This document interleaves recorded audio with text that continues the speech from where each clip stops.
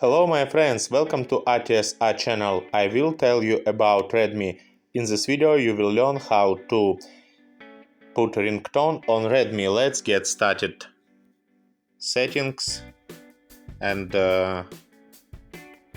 scroll down, select sound and vibration, select ringtone.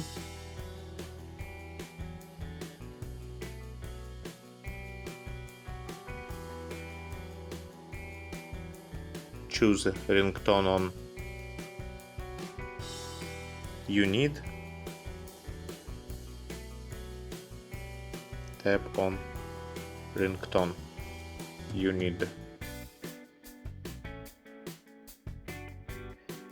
Then you can always set the default ringtone. Good. Thanks for watching. I hope my video helped you. Don't forget to watch my other videos. Subscribe to the channel. Until next time. Bye bye.